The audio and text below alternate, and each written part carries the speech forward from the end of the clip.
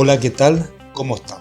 Hoy vamos a hablar del infinito, que es un concepto que ha estado presente en los últimos siglos en la historia matemática y por otro lado también siempre está presente en un aula donde se está cursando alguna matemática, fundamentalmente en cursos universitarios. En ambos casos, tanto en la historia de la matemática como en el aula, el infinito tiene una presencia con un doble carácter. Por un lado es perturbadora y por otro lado motora. ¿Por qué perturbadora?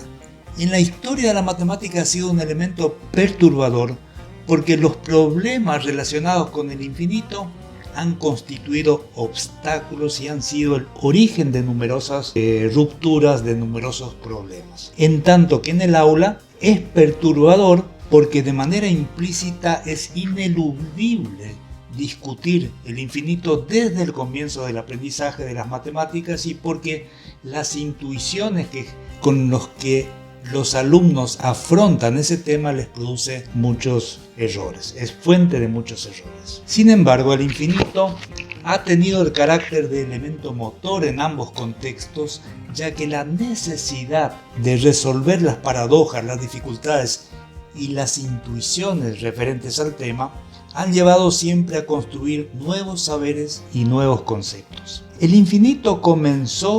estudio del infinito comenzó en la Grecia clásica y sobrevivió sin avances importantes y con muchos retrocesos hasta la aparición del matemático ruso George Cantor. Cantor comenzó sus trabajos sobre la teoría de conjuntos y a partir de él aparecen las primeras luces en el concepto de infinito y también las primeras paradojas. Vamos a tomar como ejemplo el conjunto de los números naturales, que es el conjunto que se utiliza para contar 1, 2, 3, 4, etc.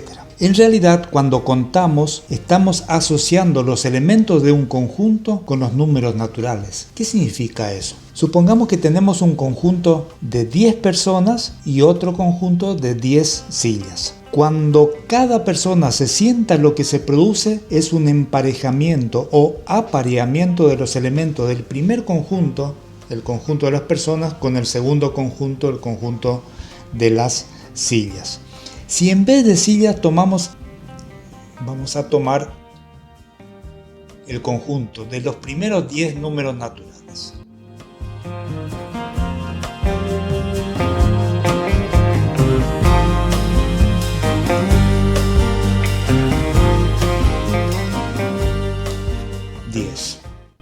Entonces, ese conjunto de los 10 números naturales lo vamos a denotar o lo vamos a llamar A. Entonces, ahora supongamos que tenemos las 10 personas y el conjunto A de los 10 primeros números naturales. Entonces, vamos a aparear ahora cada persona con un número. Lo que hacemos cuando hacemos esto es contar. Lo que estamos teniendo es una función entre el conjunto de las personas y el conjunto de los 10 primeros números naturales, y esa función es biyectiva, o sea que a cada persona le corresponde un número y cada número es imagen de una persona.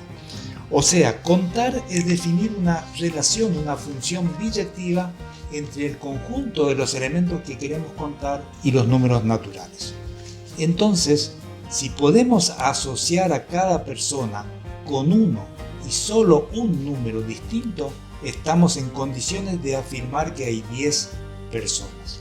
Esto es trivial, obviamente, pero de esa trivialidad surgen ideas que chocan totalmente con nuestra intuición. Cantor dijo que en el conjunto finito esto es muy cierto y es trivial y lo sabemos desde los estudios primarios. Ahora, ¿qué pasa cuando el conjunto no es finito? Cuando es infinito, por ejemplo, el conjunto de los números naturales. Cantor planteó lo siguiente: si a partir de A formamos otro conjunto al que vamos a llamar A', que se obtiene a partir de A si le quitamos todos los números pares. Entonces, aparece acá como que el nuevo conjunto va a ser este.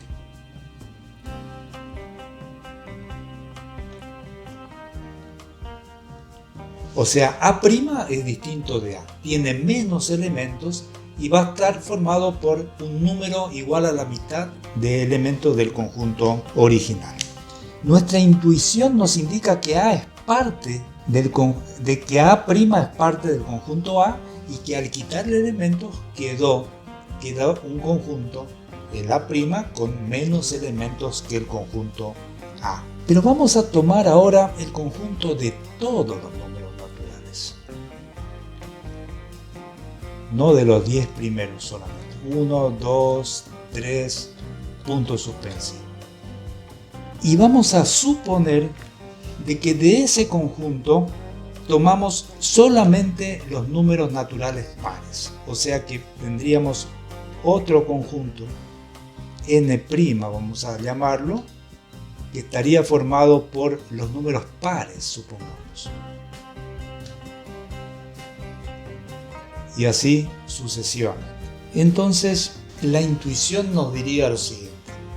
El conjunto de los números naturales es infinito. Y el conjunto de los números naturales pares debería tener la mitad de los elementos del conjunto de los números naturales. ¿Por qué? Porque le hemos extraído todos los números impares. Entonces, n'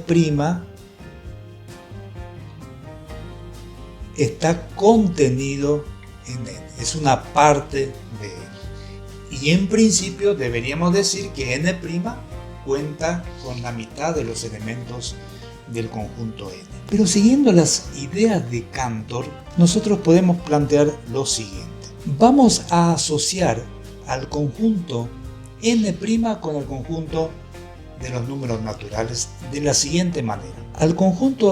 Al número 1 le vamos a asociar el primer elemento del conjunto n'. Al número 2 le vamos a asociar el segundo elemento del conjunto n'. Al tercer número, al número 3, le vamos a asociar el otro elemento de n'. Y así sucesivamente. Fíjense de que acá pondríamos todos los números naturales y acá pondríamos todos los números naturales pares. En principio, ¿qué es lo que está sucediendo? Forzado por la definición de Cantor, estamos obligados a tirar por la borda la intuición y convencernos de que va a haber la misma cantidad de números naturales que de números naturales pares. ¿Por qué? Porque cada número par yo voy a poder asociar con un y solo un número natural y por lo tanto este conjunto tiene la misma cantidad que el conjunto de los números naturales. O sea que la mitad tiene el mismo número de elementos que el todo. Con esta osadía o por esta osadía, Cantor permaneció casi toda su vida en una universidad de muy segundo nivel, subestimado por todos los matemáticos de la época, especialmente por un pope de ellos que fue de aquella época, que fue Kronecker. Pasó sus últimos días en un psiquiátrico donde murió. Hoy, sin embargo, se lo reconoce como un matemático fundamental que transformó esta ciencia y a raíz de sus aportes la matemática tuvo un enorme avance. Fíjense de que un conjunto como el conjunto de los números naturales, este acá, tiene la misma cantidad que un conjunto que está formado por los números naturales pares, o sea que a n le hemos quitado los impares y sin embargo estos dos conjuntos tienen la misma cantidad de elementos. Vaya paradoja. Y cuando uno habla de los conjuntos numéricos es muy fácil probar de que por un lado el conjunto de los naturales tiene la misma cantidad que los enteros, por ejemplo, o que el conjunto de los naturales tiene la misma cantidad que los números racionales.